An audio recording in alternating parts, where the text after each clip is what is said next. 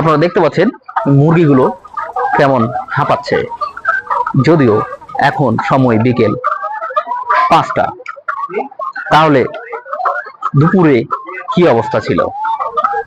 যদি তাপমাত্রা বেশি হয়, আপনার মুরগির যত্ন নিন।